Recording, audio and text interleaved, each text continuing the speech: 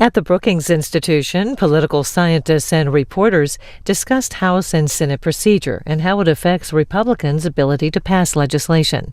The panel includes the author of a new report on the politics of the Senate filibuster. This is an hour and a half.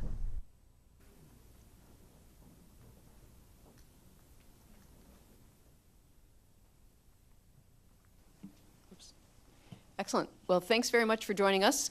For those of you standing in the back, there is an overflow.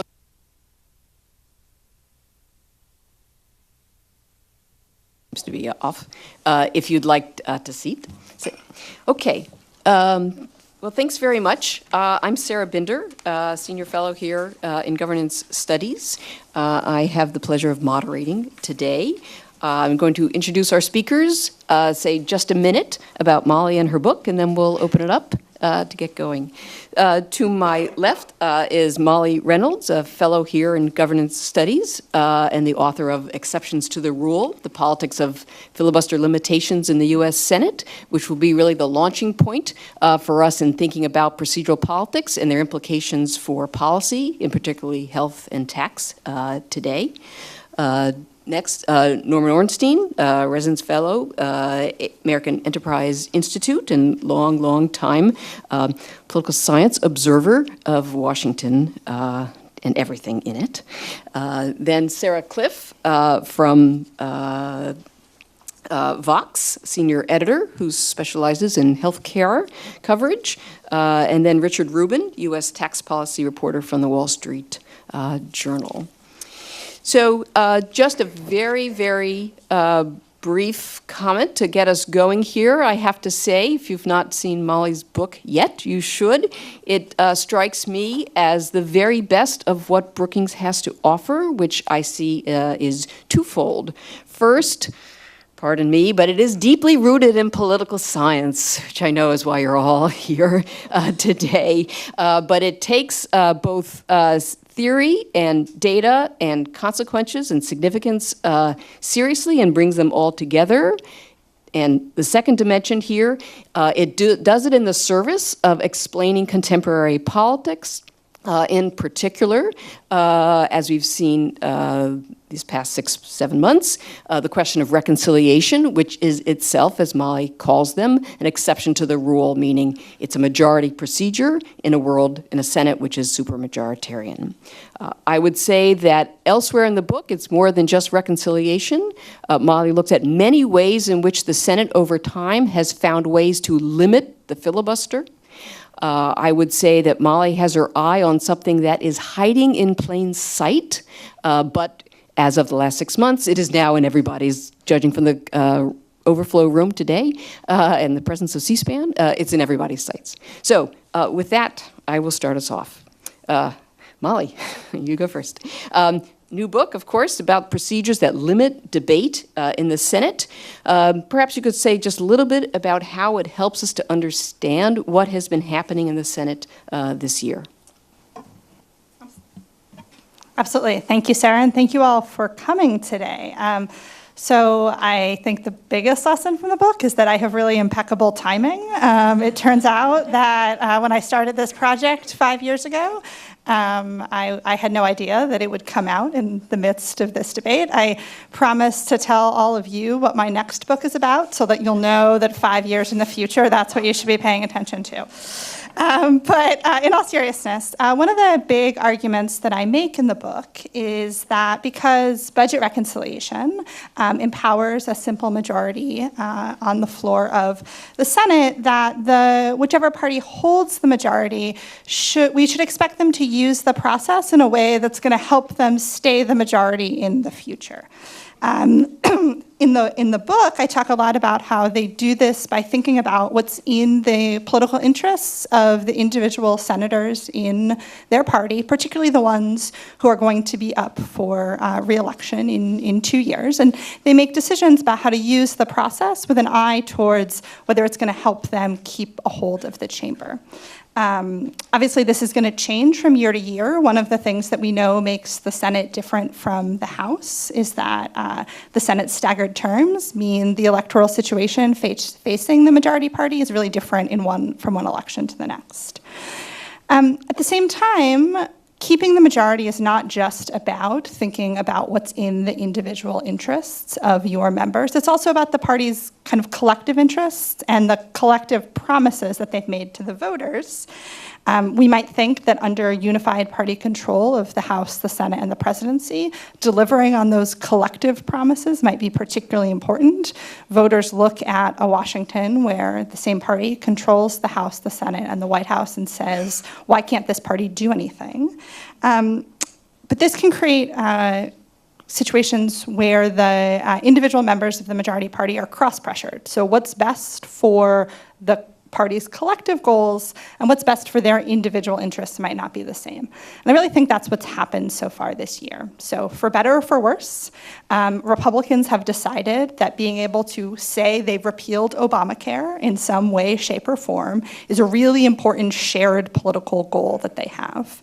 But at the end of the day, actually writing a healthcare bill that could accomplish that rhetorical goal that also 50 members of the Senate thought was in their individual interests just proved really difficult to do. And I think we saw this, for example, very well in this, what I might call the saga of Dean Heller. So you saw Dean Heller at the end of June give this, as these things go, dramatic press conference with his state's governor where he says, I can't support what this bill does to Medicaid. And then by the time that there was that final vote on the last amendment in the Senate last week, Heller had come around to being willing to vote to keep the debate going. And so that's a real example of someone where the bill was really bad for his personal reelection chances, but also he was under this pressure to help his party achieve this goal. A second thing that I would take away from the book that helps us think about what happened this year is about the role of committees in the reconciliation process, and I think that's gotten a little bit less attention, and so I want to spend a little bit of time on it. So if you're here with us today, you probably know that the way the reconciliation process starts is with a set of reconciliation instructions that are included in the budget resolution, and these tell particular congressional committees to work on proposals that would achieve some amount of budgetary change by making changes to either revenue or to mandatory spending programs in their jurisdiction. And what we saw this year in this, and so one of the things that I argue in the book is that when Congress is deciding each year whether it's going to write some reconciliation instructions, it thinks about, well, what kind of reconciliation proposal might a committee produce if we tell them to do that? And are they going to produce the kind of proposal that's going to make the majority party better off, or are they going to produce the kind of proposal that's not going to make the majority party better off? And so this year, one of the things we saw is McConnell in the Senate just choose to circumvent the committee part of the process with reconciliation altogether. So we had this working group. I believe it began at 13 members, and then folks sort of floated in and out. But he did not use the committees in a formal way. And one of the reasons why that might be true is that the Senate Help Committee features three of the most problematic members for McConnell over this process: Rand Paul, Lisa Murkowski, and Susan Collins. And so if we think about how the majority party is going to anticipate what their committees might do when they're included in the process, the fact that McConnell may have thought that Help would be unable to produce a bill or produce a bill that was not exactly what was going to help him get to 50, I think that's another thing that some of the work in the book can help us understand about the current process. And then the last thing I'll say, and I think we may talk more about this later, is that I also touch on in the book that reconciliation is not a magic bullet. It certainly can help majority parties do things that they want to do, but at the end of the day, it doesn't. If there are other challenges, it doesn't solve all of them, and in some cases, it can present challenges of its own. So a great example of this is the Byrd Rule, which we know limits the content of reconciliation bills, and so I think there's reason to believe that it didn't make McConnell's life easier in that it limited some of the scope of things that they could be. The deals they could be trying to make. But again, I think we'll come back to that question a little bit, and so I'll stop there. Excellent, thank you. Norm, you've been watching Congress since Well, for a while. How perhaps you Old is the word she's looking for. perhaps you could say a little bit about your perspective on what's happened procedurally this year compared to what we've seen in the past, particularly in the context of healthcare and reconciliation.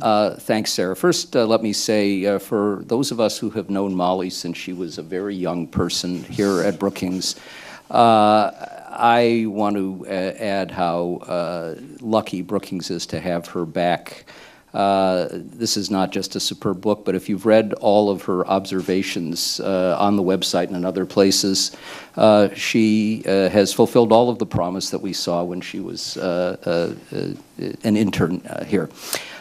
Second, one of the things that I do on the side is I'm a consultant for Veep, the HBO series, and it's been a very challenging year, and we have a challenging year ahead because, of course, Veep is satire, and satire is where you take reality and then push it to a point of absurdity. When you start with absurdity, it really does become more difficult. On the question that Sarah asked, we all know about the old saw that you shouldn't watch Law or sausages being made. And I used to say when Tom Mann and I were writing The Broken Branch that I had a friend at the University of Iowa who went to do a tour of a meat packing plant and came back and said, Congress is much worse. And that's only gotten worse. And then one observation about Dean Heller. There are two words to add to this: Steve Wynn. We cannot ignore the impact of big money and the world we now live in the post-Citizens United, post-McCutcheon, and so on world.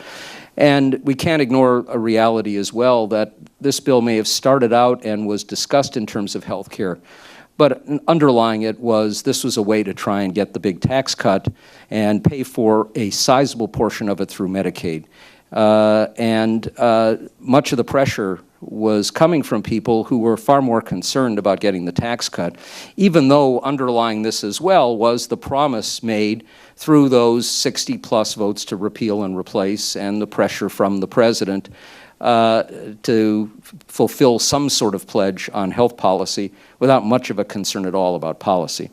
Now, having said all of that, we've all watched, and those of us who've been around for any length of time, a process that's been distorted or tilted or changed in different ways to confront the realities of increasing difficulty of passing policy. And one of the things we've seen over the last 20 or 30 years is fewer bills being passed, but bills being longer, because there is always a temptation to pile on to something that you know is a must-pass and make it an omnibus and throw things in because it's the one train that may get to its destination. And that means you're getting polyglot legislation and often things that are just sort of thrown together. That's been true in the past, and we've also seen outrages in the policy process. And indeed, going back when Tom and I wrote The Broken Branch in 2006, we decried the decline of the regular order, which has never been a clean process or always fulfilled, but one that looked towards finding broad leadership coalitions for major policy, that tried to use the process of committees and subcommittees and expertise moving forward, having at least some level of debate on the floor, some kind of open amendment process, and then making sure that you could have an open conference committee that would reconcile differences between the two branches, the two bodies. And that's been deteriorating for some time, and we've had lots of outrages, and we've had lots of things that were concocted largely in secret and not in an open way. But what we saw this time was different, I think, in both intent and tone and substance of process from anything that I have seen before. So I could go back to the 3-hour middle-of-the-night vote in the House on the Medicare prescription drug plan that included Tom DeLay being chastised, which is all the Ethics Committee ever does. That's as far as they will go, and we're seeing more episodes of its fecklessness, the House Ethics Committee, this week. but being chastised for, in effect, trying to shake down and then bribe a member on the floor to get that final vote. We could go to the same bill in the Senate, where 2 elected members of the conference committee in the Senate, including the Senate's Democratic leader, Tom Daschle, were basically shut out of the conference while those deliberations were going on. We could turn to the 2011 budget compromise to try and get past a disaster that both sides saw with sequesters, where Patty Murray and Paul Ryan did much of the negotiations themselves behind closed doors. But if you look at most of those processes, they were bipartisan. And that included the conference committee, where John Breaux decided that even though Daschle and another of his colleagues would be left out, he'd go in there and he would negotiate. And that's when he made his famous comment that I can't be bought, but I can be rented. And what Patty Murray and Paul Ryan did, both the chairs of the respective budget committees, was they regularly reported back to their colleagues in a process that was, from the get-go, thoroughly bipartisan. This was not. It was one, as Molly and Sarah both said, bypassed the committee process entirely, started with a rump group of 13 old white men, excluding all others. It may have had people coming in and out, but it narrowed down. The bill was effectively put together by McConnell and his staff, not using the expertise. McConnell famously barred the march of dimes among other stockholders in the healthcare process, a man who'd had polio as a child, from being able to give any input. And then, of course, a kind of crazy process on the floor. So I haven't seen anything quite like this. And maybe this will now turn into, after the debacle, some semblance of a regular order and something that will be a little bit better. But when you have a majority intent on doing everything within its own party with narrow numbers and divisions within its own ranks, and even a Senate that now is determined to look in a different direction, you have a House of Representatives that has no desire or willingness to move in that direction. And I think the twists and turns and debacles and attempts to damage the fundamentals of a deliberative process, and one that is designed to build broad leadership consensus, is gone for a significant period of time. And that's bad not just for policy outcomes, but for the whole nature of a deliberative process in a representative democracy. And that's tragic for all of us. Thank you, Norm, on that bright note. I am reminded of... Have a nice day. I am reminded of a New York Times story from about a decade ago where the intrepid reporter went to a sausage factory and interviewed the manager, and who was thoroughly insulted by the analogy of watching sausage being made. Sarah, Cliff, perhaps you could tell us, how do you think Republicans' decision to use reconciliation to pursue repeal and replace of the Affordable Care Act has affected, or might have affected, the debate as it played out so far this year? Great. Well, thank you so much for having me. Congratulations, Molly, on the fantastic book. I will echo your amazing timing. I think holding this last week could have been a little bit challenging, getting us all in one room, but you seem to have chosen the one somewhat slow, knock on wood, week in Washington we've had this year, but that'll probably change by the end of today. Yes, exactly. In our newsroom, whenever we declare it a slow news day, someone gets fired from the White House, it turns out. So I want to just, comment a little bit on what we've discussed so far, and then get into the role of reconciliation we've seen in 2017. And, I just want to echo what Norm was saying, that, as someone who's covered, not quite as long, but has been covering this healthcare debate since 2009, when the Democrats began work on the Affordable Care Act, and began work with Republicans, I would say, began a bipartisan process that lasted for a few months until it became clear they were not going to get any Republican votes, and moved on. It was a very, very different process we went through this year compared to 2009, 2010. A while ago, I worked with a few of our interns at Vox to count up all the different hearings that happened in 2009, 2010, basically after Obama came into office and started working on healthcare. We found 44 hearings, 22 in the Senate, 22 in the House, related to the healthcare law. And personally, I remember watching so much C-SPAN. I was actually based in New York at the time. And my routine during the Affordable Care Act debate was literally get into my cubicle, get out my headphones, and spend a full day watching C-SPAN, watching these hearings, watching this 2-day meeting at the Blair House with Republicans and Democrats. It was a very, at times I was like, quit it with all these hearings. It was so much to cover. But it was, a process where you saw how they were getting to decisions, where you saw the debate, you saw the pushback, you saw how this bill was coming together.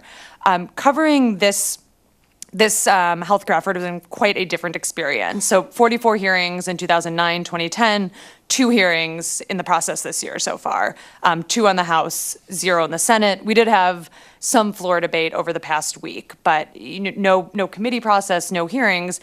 And from a media perspective, it is quite difficult to cover a bill being drafted in secret. You do the best you can to find out information about it, to talk to your sources on the Hill, but at the end of the day, it is hard to cover a committee meeting that didn't happen. And I think this is also true, as Norm mentioned, the role of advocates.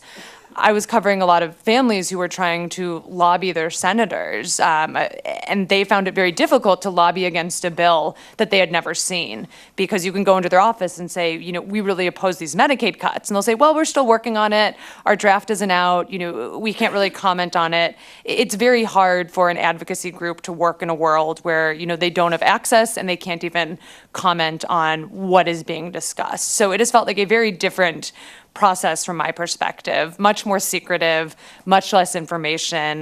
The short amount of time that we get with these bills has made it really difficult to understand what is actually in them. There was one moment that I became involved with, the American Health Care Act, the House version of Obamacare repeal and replace, where this was the second iteration. They added on these MacArthur amendments, and a very smart legal observer called me and said, hey, there's an exemption to this whole law from Congress. If you cross-reference it and look, and it turns out he was right. It was there, and I wrote a story about this. And the next morning, there was a debate about whether it actually existed. And I was watching Mark Meadows, the House Freedom Caucus chair, on television saying, this thing I reported on wasn't there. Other people were saying it was there. But no one has really had much time with the bill. At the heart of this problem was the fact people just hadn't had time to read it and analyze it. And I think that is really the challenge of legislating so quickly and so secretively. Another example would be the issue of lifetime limits, which the Affordable Care Act outlawed. There was a debate among analysts that actually a few folks here at Brookings were quite active in about whether the House bill brought back lifetime limits. And, this is a small detail for Congress. It's not the whole ballgame. But for people who rely on this provision, for, one family I covered who have a 6-year-old who's had $3 million in medical bills, this is the whole thing. Like, what they do on this detail, it's not a footnote. It's kind of what matters for their life.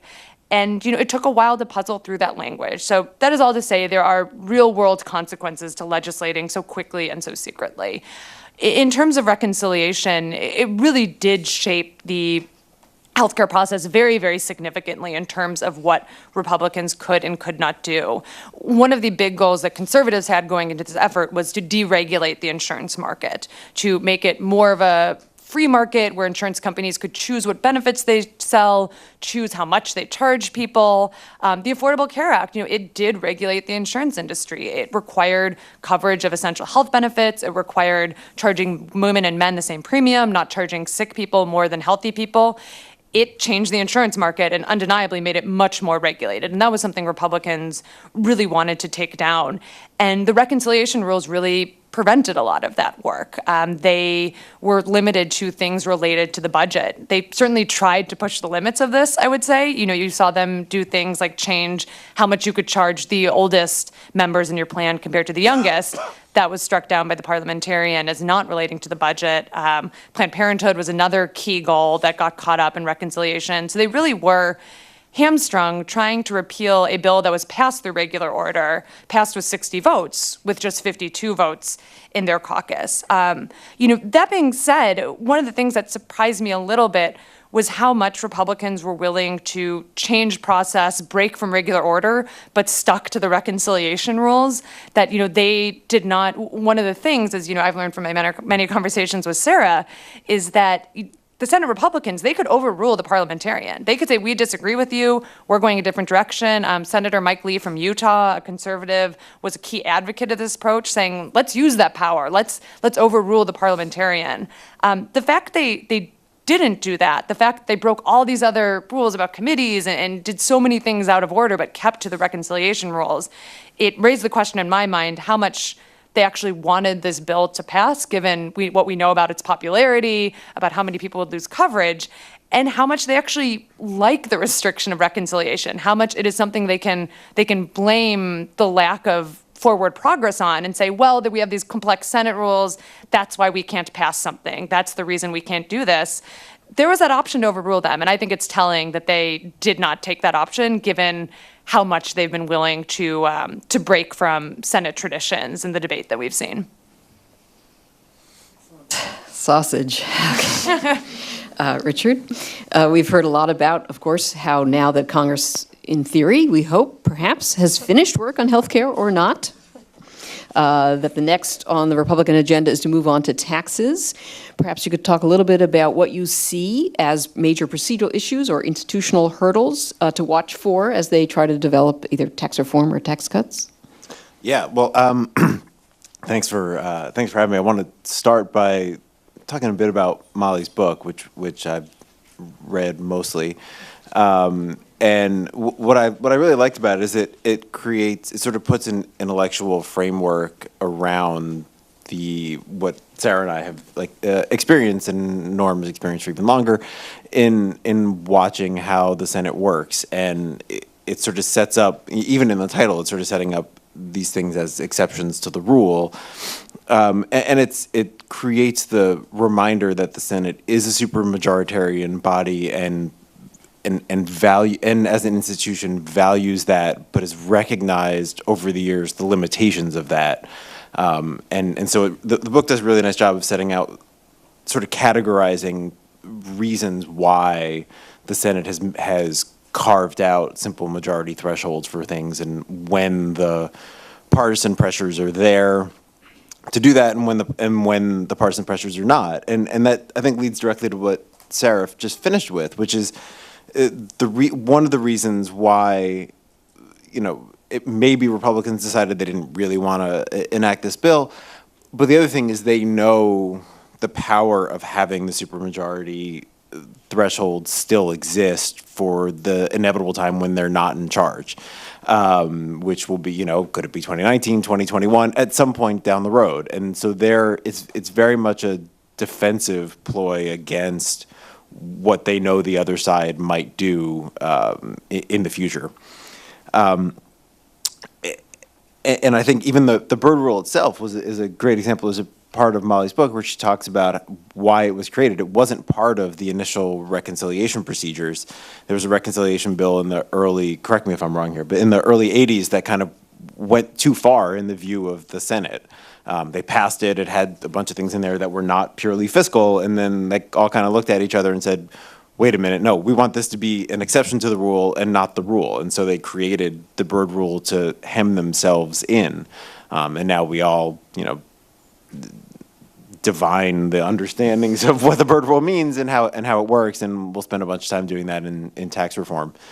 And so looking ahead to tax reform, it is the saga of Dean Heller, Volume 2, which is what I took from Molly's book, because Molly talks about how the people to watch, right, when you go from the regular procedures to the simple majority procedures under reconciliation, the people to watch are the median member of the chamber, all right, could make a case that Senator Heller, the median member of the committee.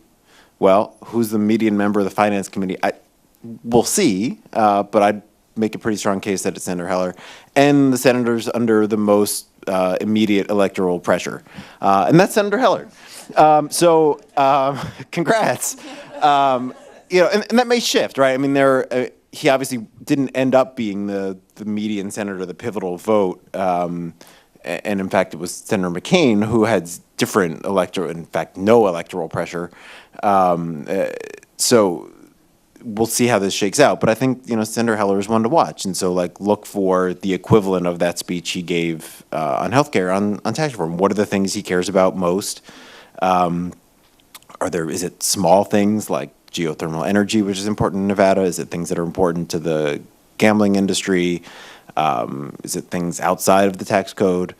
And so that's institutionally what I'll be looking for. And are there other senators who kind of raise their hands and want to be the pivotal senator, and to sort of hold their vote out for things that they might want? On the Finance Committee is 14-12, and so the commitment this time to move, if not through regular order, at least through committee, gives every single one of those Republicans the ability to try and create some leverage.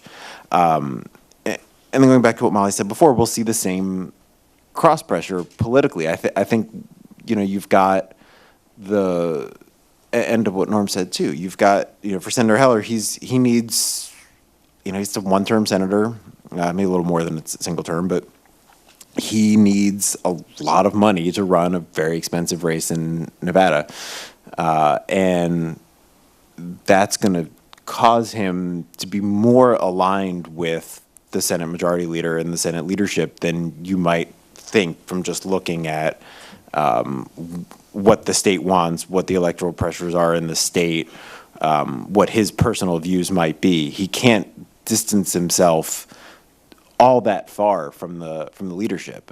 Someone like Senator Murkowski has already demonstrated she can win by distancing herself from the leadership. Senator Collins has demonstrated that. Senator Heller hasn't.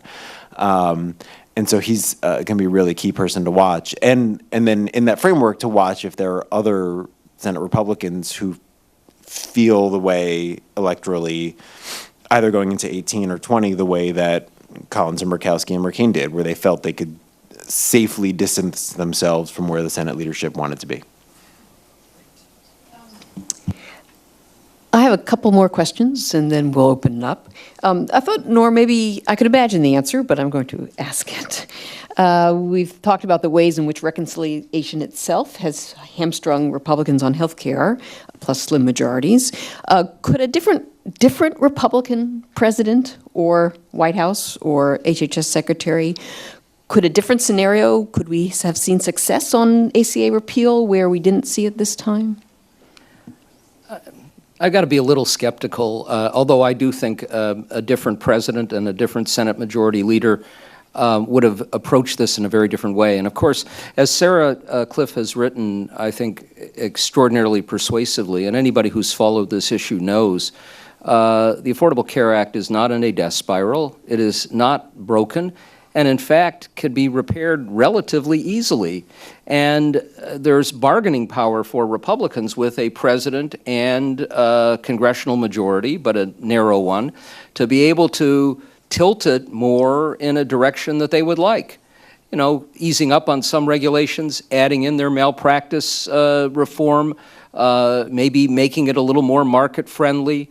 Some of the things that we see now that are being discussed by the Problem Solvers Caucus, that in the past has not solved any problems, and is not likely to be viewed with great favor by Speaker Ryan. But the frustrating thing for anybody who follows health policy at all is how easy it would be to actually put this back on a reasonable path. But we're in a tribal environment, and we have a Republican Party, as Jeff Flake, who is one of the most conservative people I know, and I've known him pretty well since he was in the House. Anybody who thinks that he's a moderate, he's not. He's a very conservative guy, but he's a guy who values a deliberative process, compromise, and the institutions. Would make it pretty clear that you don't have a Republican Party that has a large group of moderates or even a small group of moderates and then a larger group of conservatives. The people who now are being called moderates over and over again by reporters, and you can't get them to stop despite the craziness of doing so, would have 25 years ago been at the right end of their party. Now it's conservatives and radicals.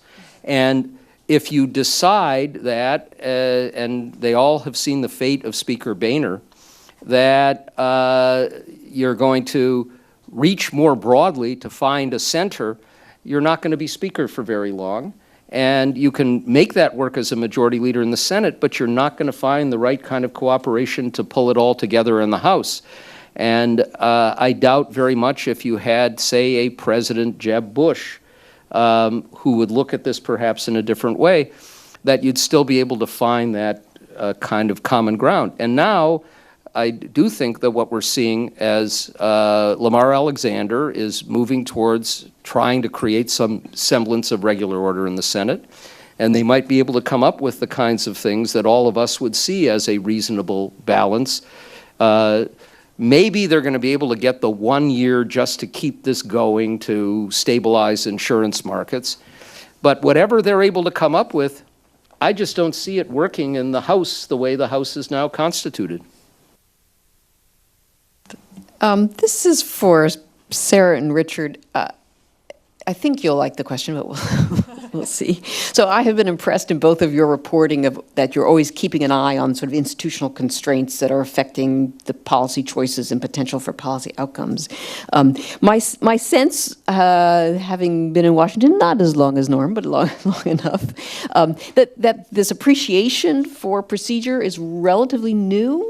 We used to have to scour CQ to really find it. I'm sort of curious about whether you have to convince editors that this is important. How do you go about? What's your own perspective on the importance or how much one should pay attention to this? Or is this something readers don't really want to know about? We have found readers of Vox, at least, are quite interested in Senate policy. This is not something I have to convince my editors on. It's more of a thing that they say, hey, we didn't explain our on reconciliation. So I think there's certainly, because it is so key to the process, and I think because of also, the news website that Vox is, where we focus a lot on explanation and kind of helping bring a bigger picture to the news, that it's something that our readers are interested in, our editors are interested in, and I think it kind of grows out. I've worked with our editor-in-chief, Ezra Klein, for about 5 or 6 years now. We worked together at Wonk Blog at the Washington Post, and now work together at Vox, and I think both of us agree that for a while, kind of politics was considered like the exciting, fun part, and policy was almost like the vegetables that you had to eat. But lately, I think policy's actually become really interesting and exciting to people if they can understand it and understand why it's going the way it is. But a lot of that, requires explaining a lot of really complex policy things, procedural things, talking to experts like Sarah, talking to experts like Molly, so that as journalists we can understand it. But I think there's a desire, because our readers are understanding how important procedure is to shaping politics. We have found that people are hungry for this. A good example is that we saw going viral, I'm sure a lot of you, this screenshot about how McCain's vote had quietly ended the entire healthcare effort because of this kind of wrinkle and reconciliation process. And it seems like a guy who had just a little bit of information and decided he was an expert. And we had a lot of our readers, asking, is this true? Is healthcare over? Like, I want to understand this. So we wrote a long story about that. And that was not, that was something, that came to us from our readers, where people wanted to know, like, hey, is this thing right? So I find it as very, my editors, our readers, they are quite interested in process in a way that is, as a policy nerd, exciting and gratifying to me. Well, my first job in Washington was 3.5 years at CQ, so and that was a very instructive experience in learning about procedure, because everything is about, the procedure is inextricably tied to the outcome.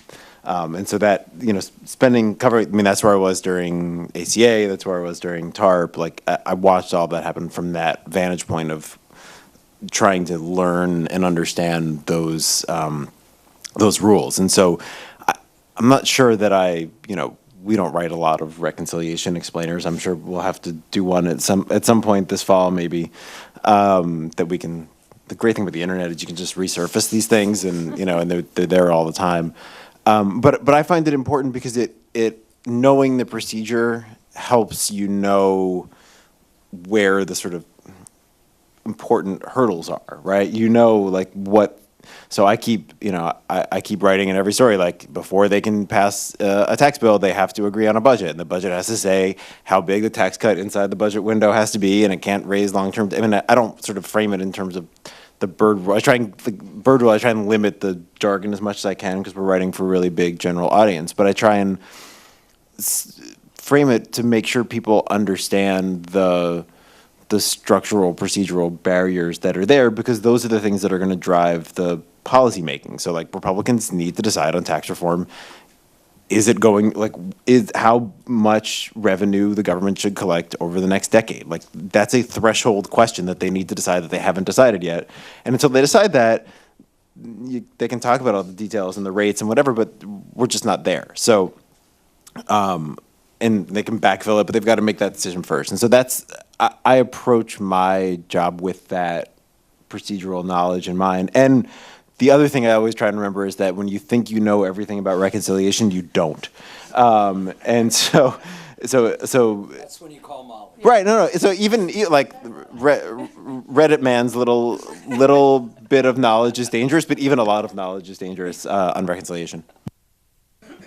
Let me just say, I see at least one super reconciliation expert in the audience, so in case you're wondering where I get my knowledge from. Here's a question for Molly. We've talked a little bit, and your book goes into quite detailed modeling of the conditions under which Congress has considered not just reconciliation, but also other exemptions from majority rule and putting those limitations into statute, whether it's Iran sanctions or this week the sanctions on the Russia sanctions, the ability of the president to lift those without congressional consent. Perhaps you could say a little bit about what you see as going forward for Byrd Rule, for Congressional Budget Act. I know we've talked about senators' frustrations with Vote-A-Rama, which unfortunately we didn't get this time around. From a political science unfortunate perspective. Perhaps you could say a little bit about whether or not you see the prospects for change here, how it might come about or not.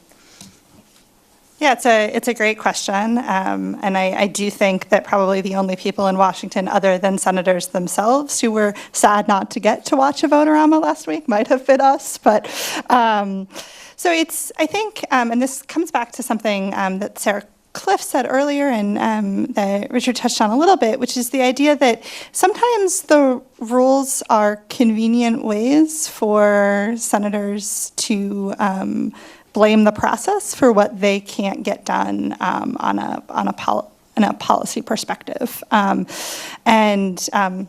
Sarah Binder has been writing since the beginning of this healthcare fight about the degree to which the choice to use the reconciliation process deprived Republicans of one of their most effective tools for getting themselves to agree with each other, which is blaming Democrats for not cooperating. And so once they went down the route where they didn't need Democratic help, they could not credibly say that the reason that they weren't getting anything done was because Democrats weren't willing to work with them. And so in that sense, I think this is consistent with the argument I make in the book, is that to the degree that the rules help them either by facilitating policy changes or help them by giving them a scapegoat for policy changes that they can't agree on, I think we'll continue to have the rules and procedures that we do. I think that's just kind of generally how I think about the question of what dictates the procedures we get out of Congress, that I think about them in the context of what policy change do they allow us to do, or in this case, allow us not to do. On the question of the Vote-A-Rama specifically, one thing that'll be really interesting to watch is, as Sarah pointed out, senators complain about the Vote-A-Rama a lot. They complain about it in the context of the budget resolution. They complain about it in the context of reconciliation bills. But I've also done some other work that shows that even while they're complaining about it, they're using it to their advantage. They're using it to offer amendments that are good for themselves individually. They're using that to offer amendments that seek to embarrass the other party. So it's a real sort of balance that they have to strike. It's this thing that they complain about publicly, but at the same time use it to their advantage. And so I think going forward, as we consider like the Byrd Rule specifically, other rules under the Budget Act, some of which are relevant for tax reform. The thing to keep in mind is, do the rules help them do what they want to do, or do they, if they don't help them do what they want to do they also provide a source of blame for what they can't do because they don't agree on policy? Just, I want to make an additional point here about what's happened to a deliberative process. We had a very telling moment when John Thune was asked why they were just kind of slapping this bill together. And he said, well, we really didn't think Donald Trump would be president. And, you know, what he was saying was, we don't have to come up with an alternative, because if Hillary Clinton's president, we can just vote 60 more times to repeal and replace. And you go back to also a kind of confessional that Eric Cantor just did very recently. And one of the things that had become my a favorite ongoing tweet of mine, Eric Cantor 8 years ago said our alternative to the then nascent Affordable Care Act is weeks away. And I would do a tweet, we're 100 weeks and counting, we're 200 weeks and counting, and we got to 400 weeks. And what's happened is, if you have tribal politics, and you're in the minority, and you make a tactical decision for electoral gain, that no matter what the majority proposes, you're going to oppose it. And that's what they did through the entire Obama administration. Your capacity to come up with policy alternatives atrophies. There's no interest or desire to do it because it's a hard thing to do, and you got to do a lot of heavy lifting, and you're going to get a lot of opposition. And now they're confronted with something that's very different. But it's atrophied enough that I'm not sure it can come back. And that's, again, a tragedy for the political process. If you don't have even competing alternatives where you can then work out some kinds of compromises, and if you conditioned an audience into believing that everything that the other side did was so awful and evil that you can't keep any of it, you're really left with nothing. So, Norm, do you think that's limited to healthcare because of the history of it? Should we expect dysfunction going forward on taxes, or is there, because it's an issue Republicans might, at least in the past, have had some expertise on? Is there a hope going forward for that? I think it's something that we're going to confront with almost every major issue going forward. It may not work for some of those things that are a little bit below the radar. And you do have at least some members who are developing a level of expertise, and there are some areas where they are finding, if they're not ones that are going to be picked up by Laura Ingraham or Mark Levin or Sean Hannity, that you can actually get them through in a bipartisan way. But on the big issues, I think it becomes increasingly difficult. And it also means that you are now driven more by, because you've excited a tribal media and a base, you're driven more by their demands than you are by working out nuances of policy. And that's true with tax policy as well. When you look at some of the things that have been on their wish list, the simplistic element of just wiping out the estate tax, wiping out some of these other areas of taxation, and basically following, in this case, a wish list of their billionaire backers. That brings us back to the money issue. Even the kind of sausage making that we've seen with tax bills and tax reform in the past, as in 1986, which still had some desire to try and make it work so that it would actually improve the economy, goes away. It becomes more mindless, and that's what I see, and I see it with infrastructure as well. Picking up from that, Richard, maybe you could sketch for us some potential pathways that we might or might not see on tax reform or tax cuts, particularly given the heavy load of other things they have for the fall on their plate. Yeah, so I'm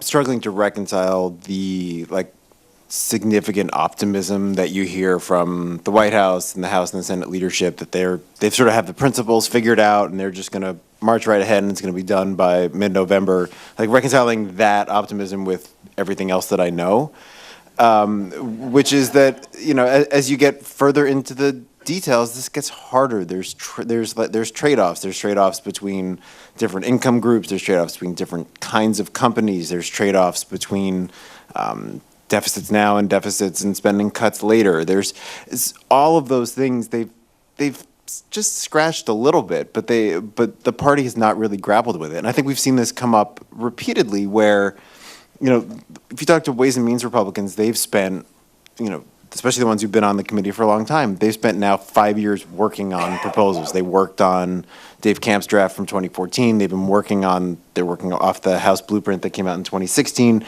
They've spent a lot of time in it, and they're familiar with the trade-offs, and they're the ones who, when they hear simplistic sounding things, like bang their head on the desk, because they're like, no, like they know that like what it takes to make the numbers work, and the sort of big picture principles aren't enough. So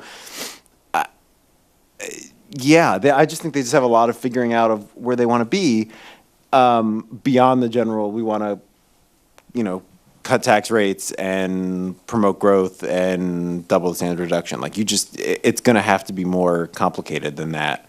And they haven't engaged in the internal trade-offs yet. That's not to say they won't and can't do it. But I also come back to something, jumping off what Norm said, I try to think about what the governing majority in Congress is, and since the Budget Control Act, the governing majority has been a bipartisan group, especially when there's things that are like must-pass bills. It's a bipartisan majority of senators and a couple handfuls of House Republicans with House Democrats. Like that's what it's come down to. That's what it looked like when on the fiscal cliff. That's what it looked like on the spending bill earlier this year. Like so.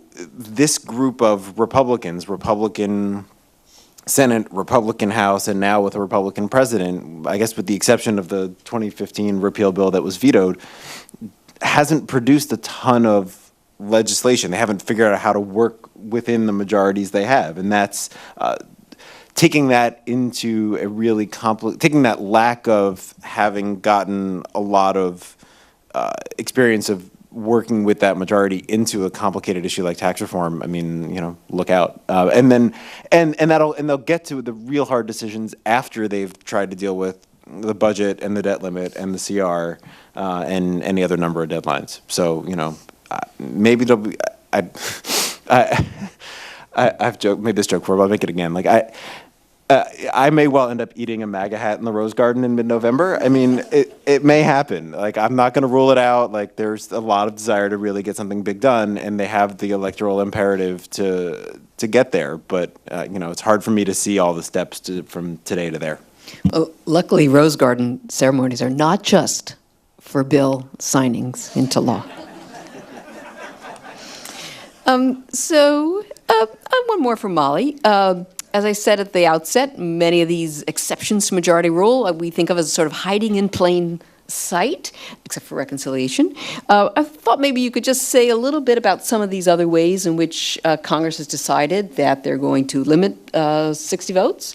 Maybe say a little bit about why that might happen, right? Why would senators tie their hands? And then maybe bring it up to some of the recent examples we've seen and what it pretends. Thanks, Sarah. I mean, I know that all of you have come because you're suddenly super interested in reconciliation. But as Sarah says, much of the book is actually about the class of procedures in the Senate more generally, where Congress has periodically said we think that particular pieces of legislation should have limitations on debate, and that means that they can't be filibustered. In the book, I sort of sketch out two principal reasons why Congress does this. In some cases, it's to avoid blame. There's some policy change that they think is worth making, but they want to take some of their fingerprints off of the actual process. And so they'll give the power to come up with a proposal to someone else, whether it is a special group of members within the chamber. So here we can think about something like the super Committee, which ultimately failed, but the plan there was that they were supposed to come up with this proposal for deficit reduction, and then that proposal would come back to the chambers with it couldn't be amended, and then it couldn't be filibustered.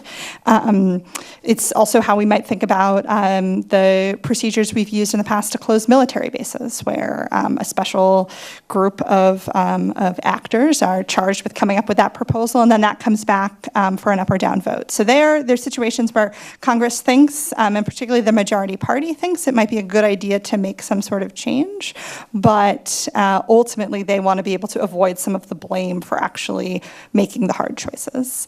The other case, and Sarah alluded to this earlier in the context of a couple of recent pieces of sanctions legislation, is that sometimes Congress wants to increase its ability to check what the president is doing, and one way to do that is to make some executive actions reviewable by Congress, and then in exchange, Congress speeds up the process for how it would consider those review measures.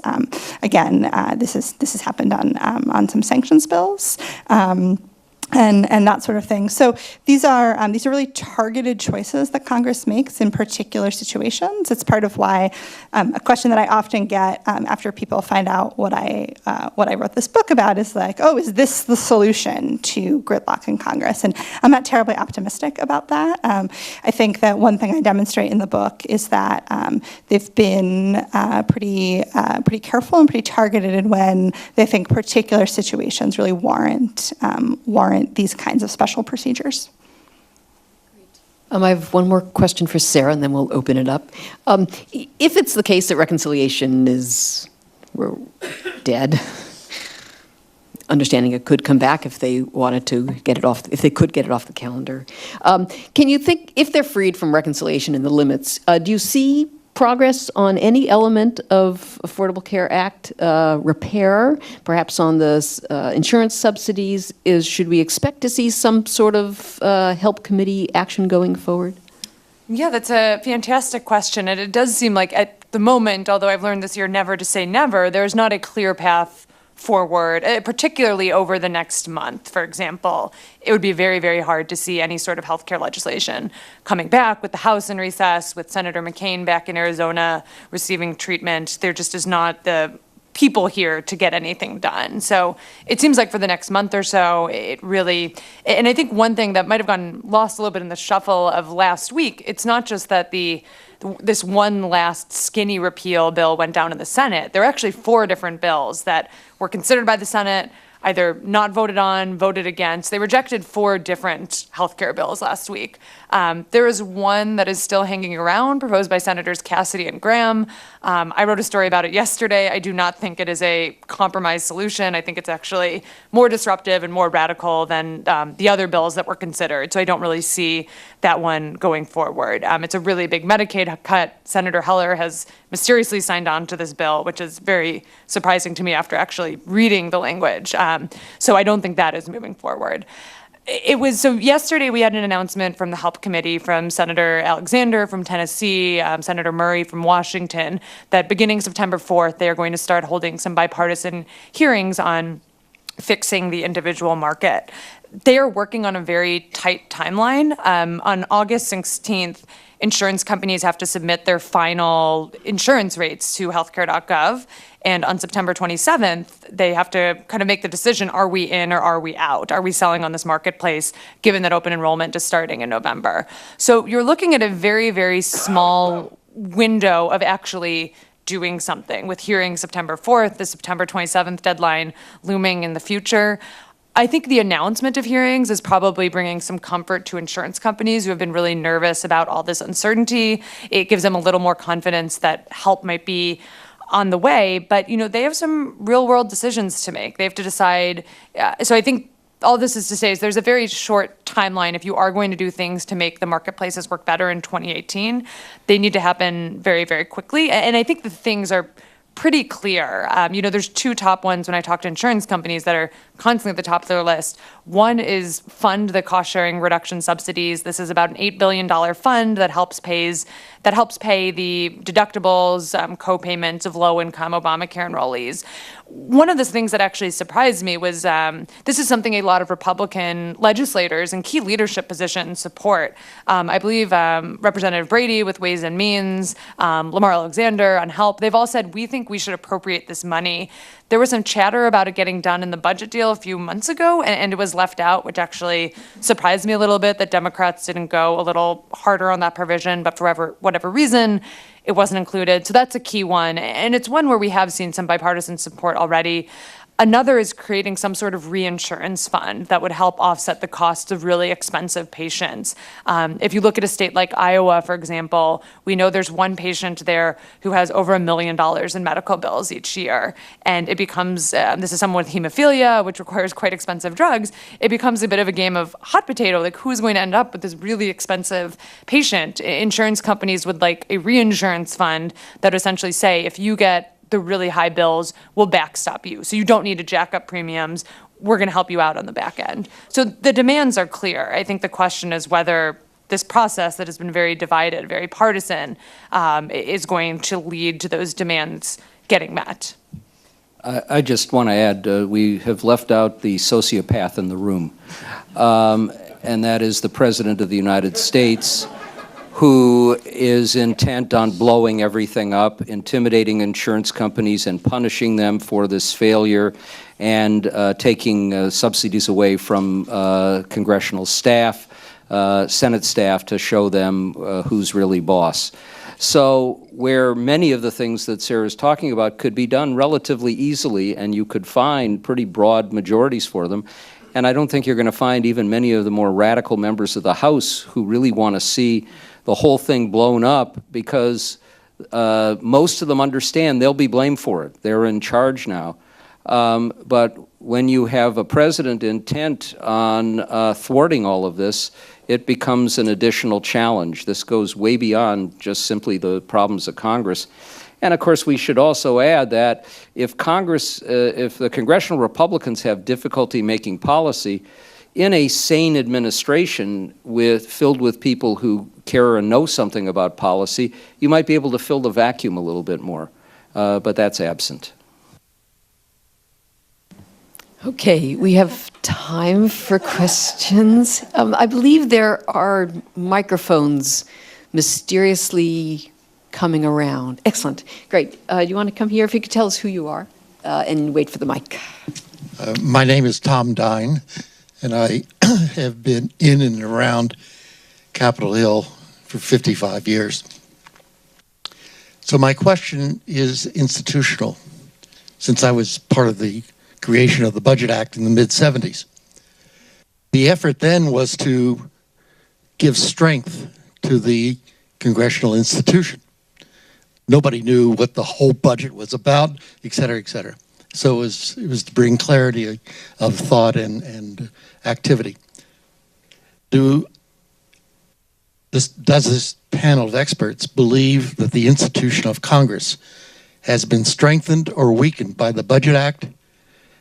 And I'll race forward and say the only part of the institution that looked like it had come into its own during this whole debate was the CBO.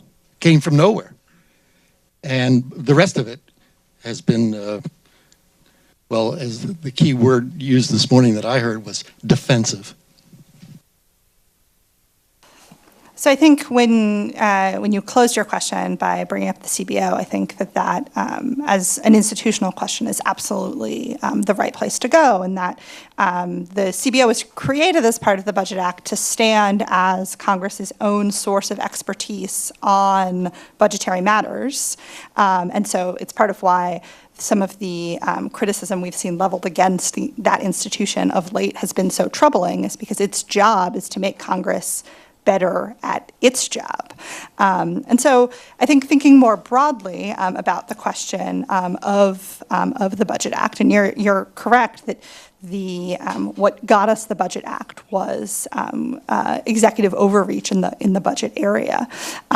So I think that there are all sorts of things that are wrong with the budget process that we could make work better. But I'm not a person who thinks that we should scrap it entirely and start over.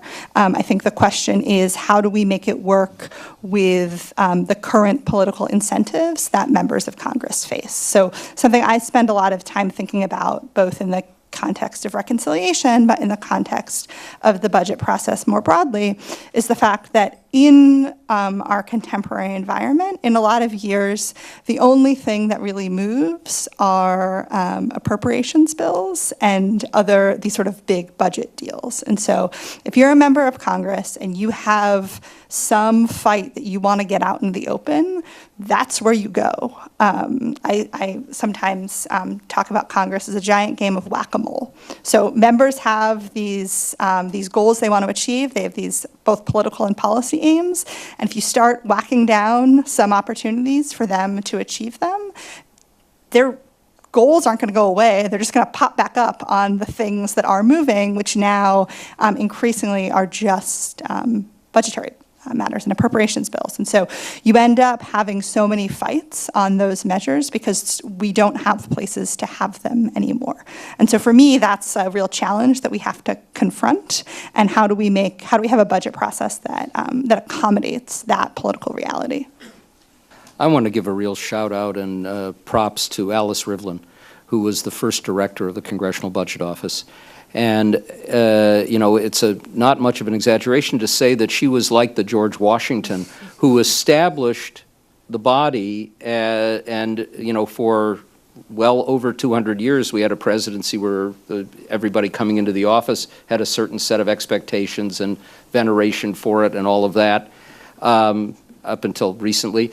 And what Alice did was to create a culture of expertise and of professional pride, and every CBO director that followed, including the current one, has continued that. And it's a jewel as a consequence. Newt Gingrich blew up the Office of Technology Assessment so he could basically damage expertise in science and move more towards ideology. And now he's tried to do the same thing from the outside with CBO. And it's at least to some credit of all of the members, including the leaders, that they haven't let that happen. If CBO goes, God help us.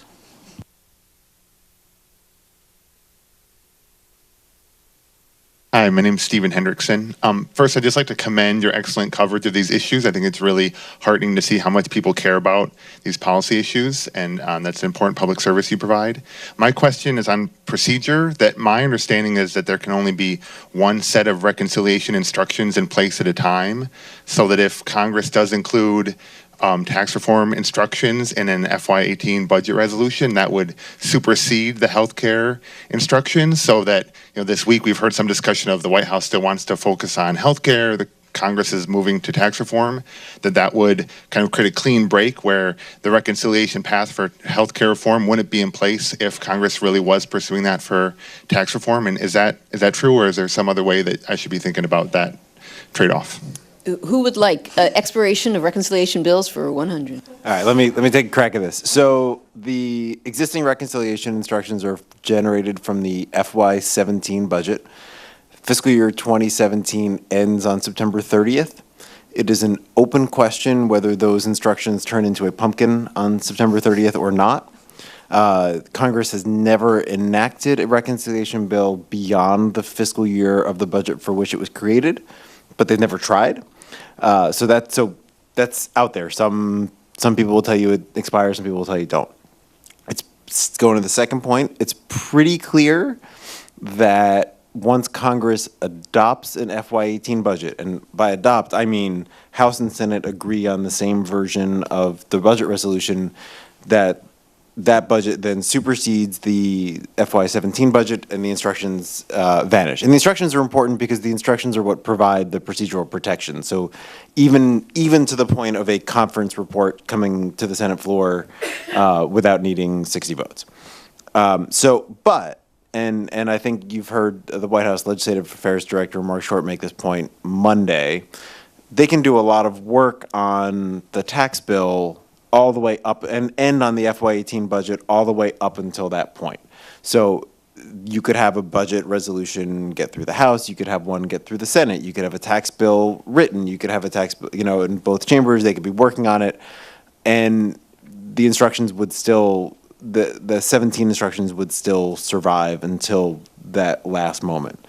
Then there's the other sort of possibility out there that one might repurpose or the 17 instructions for tax reform. You hear people talking about that. It's limited by the pumpkin thing, potentially, and by the fact that that budget doesn't call for deficit for tax cuts inside the window, so inside the budget window. So that would be tricky to do.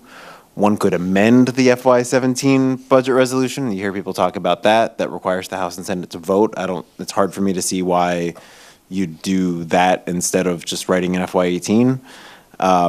You could do an while we're down the procedural rabbit holes, you hear people talk about doing an FY18 shell budget instead of sort of a real budget, and which would be like the one they did for FY17, that many Republicans in the House side in particular don't want to do that because they want to adopt a budget that balances within the budget window, or claims to balance within the budget window. And so you'll see all sorts of cross pressures on all that. Did I cover the waterfront on that one?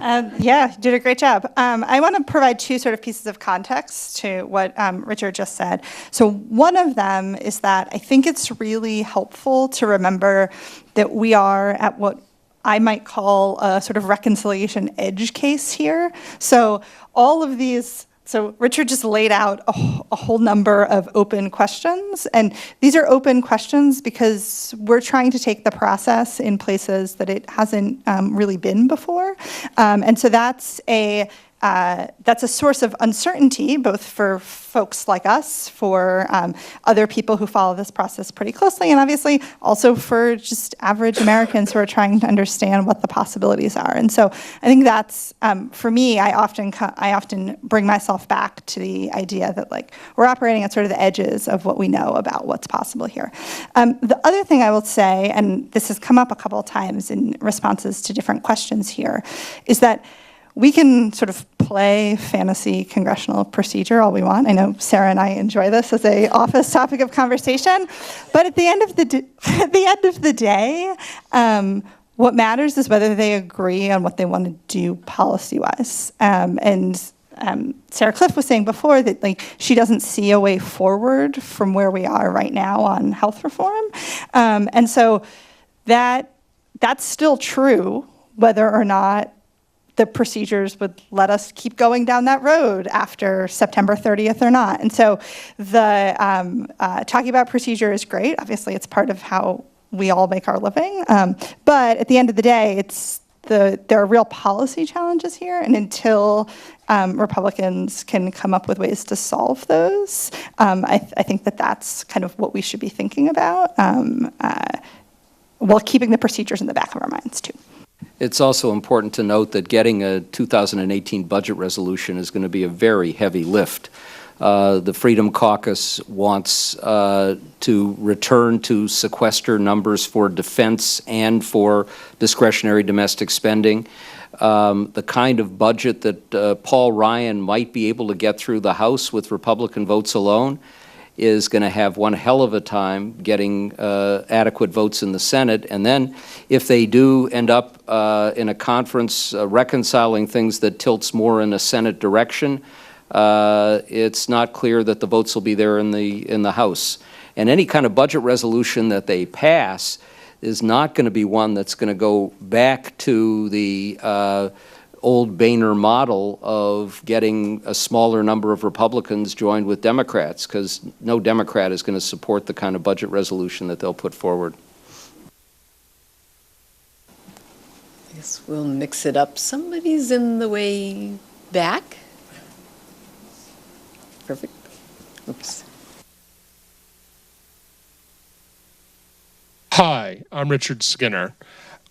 Was Mitch McConnell playing 13-dimensional chess and trying to make it look like he was trying to pass a bill, but really hoping the bill would fail and then hoping to avoid blame?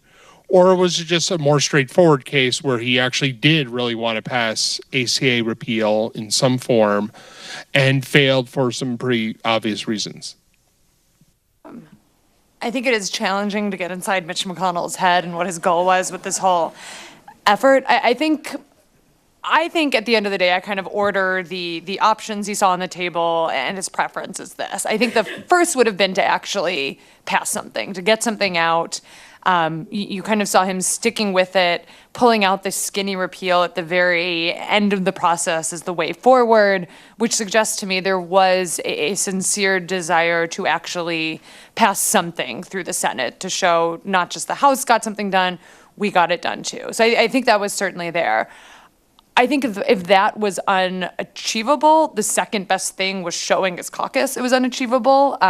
My colleague Dylan Scott, who covers healthcare with me at Vox, he talked to a lobbyist who kind of called it the show them a body theory of healthcare, that you need to just take the vote, show that it's going to fail, and really demonstrate we did all we could. And I think that's also what you saw play out last week, that they went through vote after vote, rejected bill after bill, and in this very, for any of us who were up at 2 a.m. last Friday night watching C-SPAN 2, and apparently C-SPAN was so overloaded, I knew some people who could not even get on to watch it. For the many of us who watched it, we watched that drama play out where it really was to show them the body theory of healthcare, that they tried, and you've seen a lot of remarks from leadership in the days since saying, something really stunning from Mitch McConnell, even though we knew it was true, but to hear it from his mouth, he told reporters yesterday, the problem isn't the Democrats, the problem is getting 50 Republicans.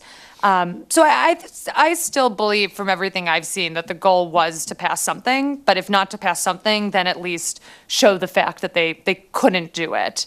But I think one of the things I've learned, from this whole process is I have consistently underestimated the drive of the Republican Party to repeal the Affordable Care Act. I had thought back in March when Paul Ryan declared the Affordable Care Act the law of the land after the first failed vote, that we were going to move on to something else, and I would, write about I would find other things to write about, and I was completely wrong. I think the drive in the rank and file is quite strong and can overcome leadership's desires to move on, to do different things. So we'll see if that comes back, but I think throughout, the goal has been sincere to actually pass something. Let me just add to that. Senator McConnell's very careful about what he says, almost always. And so if you go back to that March time period, his phrase at the time was, when it looked like the House was going to pass that first bill, he said something like, when we'll dispose of this next week, which is not, we'll pass it. And if you listen, no, it's really important. And it's like, which to me signaled at the time that they knew the dead cat might land on their doorstep. And they wouldn't be able to do anything about it. Like he knew, no one knew where the votes were on this more than he did. Now, did he always say what he knew? No, of course not. But go back and look at his statements. There was really only maybe a week or so in July where he started saying things like, we're going to pass it. Otherwise, it was, we're going to vote, we're going to call it up, we're going to, so his verbs matter. And so I'll be watching that as we get into tax reform.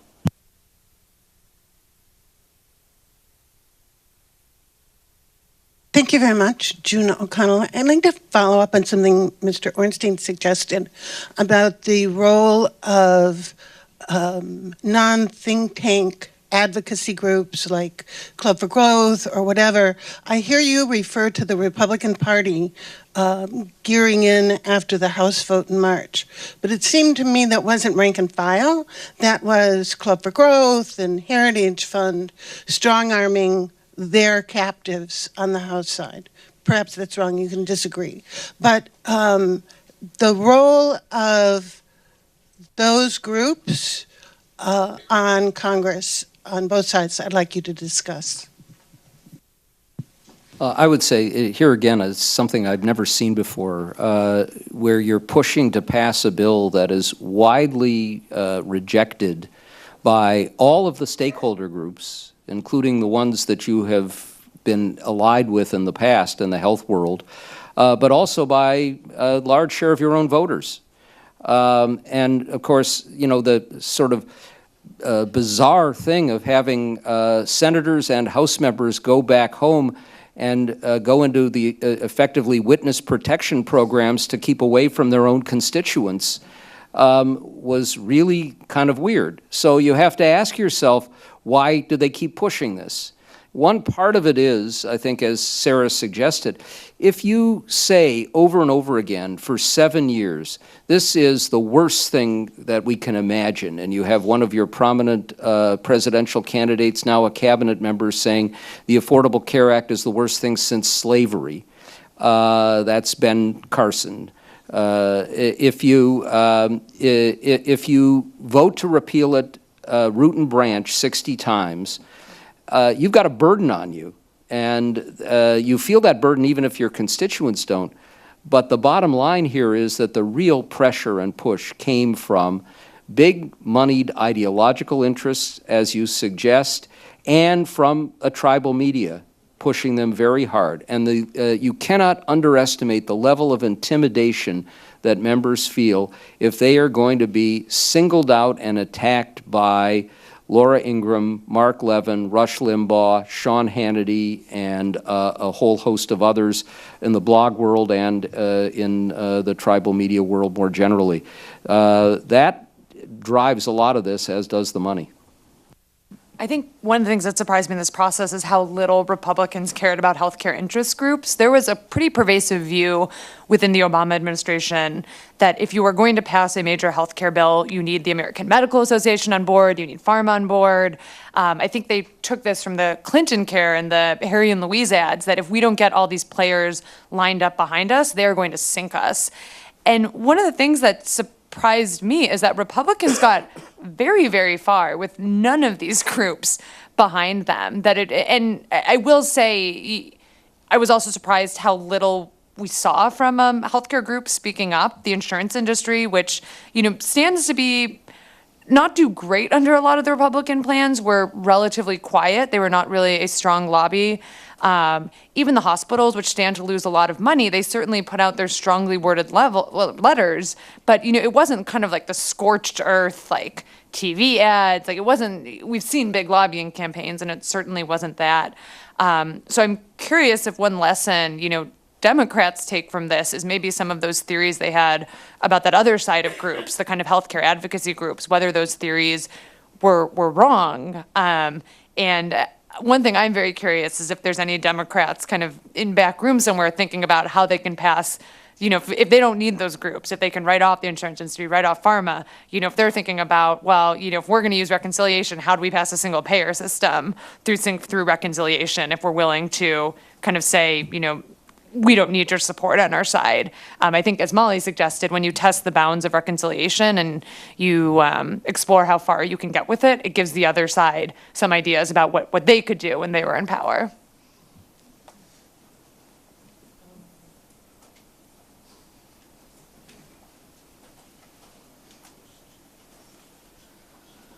Hi, I'm Jason Mass. I'm a journalist. I'm sorry. So you guys talked a lot about sort of the closed off process, the 13 senators wrote the healthcare bill, the Gang of Six that are in the tax reform bill.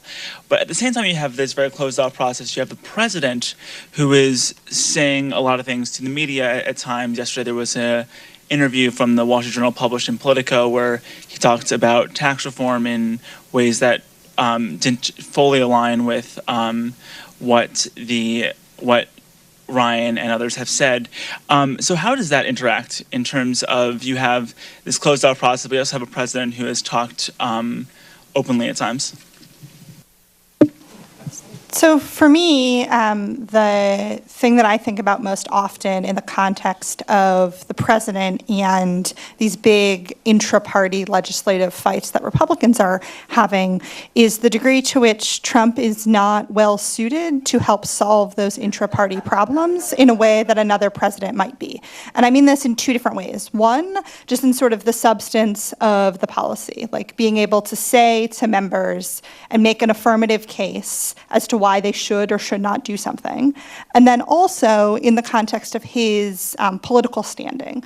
So one thing that we know from a fair amount of political science research is that when a president is more popular, he has the ability to go to members and say, look, I want you to do this, and I can give you some political cover for doing so because I have the political capital that comes with popularity. And we can talk about sort of Trump's relative standing with Republican voters versus not with Republican voters and where he's more popular and where he's not more popular. But to the degree that he has low approval ratings, he does not have the ability to say to members, I want you to take this thing for the team, and I'll be able to help you overcome the political costs of doing so. So for me, those are the things that I think about in the context of Trump and these fights within his own party.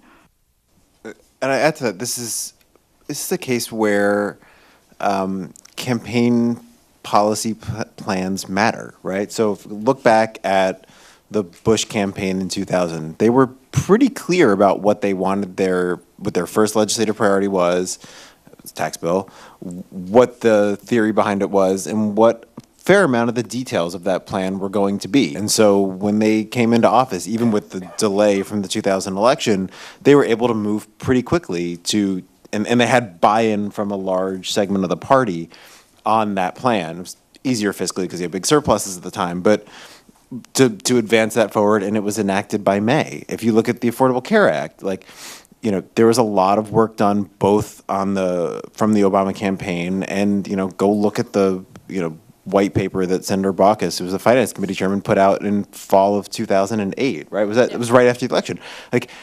The amount of work that had gone on before the election in a coordinated way between the campaign of the incoming president and the majority party in the Congress, which was of the same party, was intense and on both the Bush tax cuts and the Affordable Care Act. And so even though the Affordable Care Act took 14 months to get done from the get-go, there was a ton of work that had been done in advance. And the distance that President Trump had from the party and the fact that many of them didn't think he would win has basically prevented that from happening this time around. And I think kind of echoing Molly's points, one of the things I imagine became very difficult in these negotiations was it was very clear in a number of interviews he gave that President Trump had no grasp on a lot of the policy concepts in the healthcare law or healthcare bill that Republicans were debating. And I think, I remember covering the Affordable Care Act drafting, and you could see things happening with the White House making suggestions responsive to specific members' concerns, where a Democrat can go and say, well, I'm concerned about how this Medicaid provision will affect my state, and then the White House kind of thinks through some things and offers them something, and it's hard to see that process happening here. There were 2 interviews where President Trump estimated that health insurance should cost, in one interview, $15 a month, in another interview, $12 a year. It is just so far from the realm of numbers that anyone who has ever interacted with the health. When I interview Obamacare enrollees, I ask them, how much do you think is fair to pay? A lot of them say $50 to $100 a month. They get that health insurance costs money. But that lack of policy engagement, it matters. How do you get Lisa Murkowski on board when she says, well, I have these very specific Medicaid concerns and you're not actually engaged with the actual policies? I think that is certainly a roadblock, and it speaks to an earlier question, could another Republican administration have gotten this done? I think it certainly would have helped if you had an executive and a president that was really engaged on the actual details of what was happening. And don't forget, we had a president who did a Rose Garden ceremony exulting and high-fiving all of his members when the House bill passed, and then told senators it was mean. I was just hoping that in one of the meetings with senators, one of them would ask trump a substantive or technical question about health policy, but they all wimped out.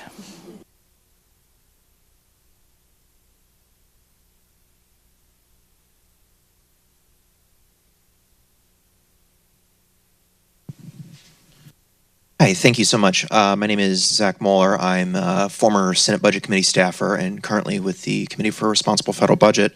I'm wondering, when we talk about tax reform and reconciliation, we're going to have a lot of bird rule problems.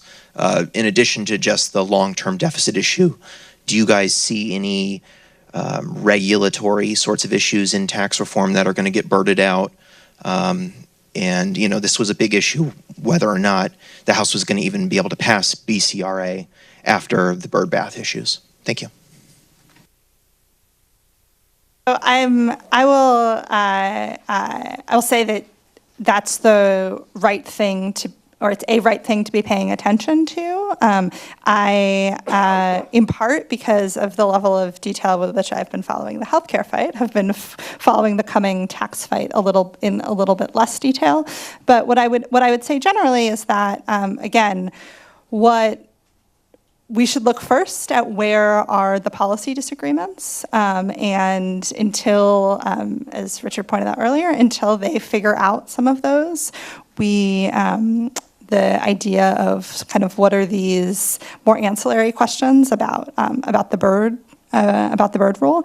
One thing I will say about the bird rule that I think is important that hasn't come up yet is the degree to which it injected more uncertainty into what was already an uncertain process around healthcare reform. And so it'll be interesting to see if something similar happens with taxes. So, you know, it's at this point sometimes hard to think back to even just last week and the timeline of things that happened. But if I'm remembering correctly, it was not until Friday, the Friday prior to the vote on the motion to proceed, that we started to get publicly a sense from courtesy of the Democrats on the Senate Budget Committee of what the parliamentarian was advising on the bird rule. And so, and that was, again, just days before we came up for the motion to proceed. And so the degree to which we were already moving at a really fast pace, and if they want to keep up to anything close to what the White House was saying yesterday about what they're looking at on a pace for tax reform, the degree to which there's uncertainty in the process more generally, like the bird rule is a really important source of that uncertainty in the specific case of reconciliation. That's what I'd say. And to add that, I think things like changing the structure of the IRS are unlikely to be able to, I'm not a parliamentarian, are not likely to survive the sort of bird bath situation. I think some Republicans have sort of already conceded that would have to move on a separate track because it's not primarily fiscal and budgetary in nature. But in general, I think there'll be fewer issues because you don't have the kind of regulatory regime trying to be changed in quite the same way. That said, I'll echo Molly's point. We just don't know what the bill looks like yet. If it's straight up, if it ends up being much more rates and dates, then yeah, the precedents are pretty clear from 2001 and 2003 that you can do that. When you start writing more complex policy, I just don't think it's been tested at all. Excellent. Well, reconciliation gets 20 hours of debate, but we only get 90 minutes and no votorama. So thank you very much to all the panelists and to all of you for your questions.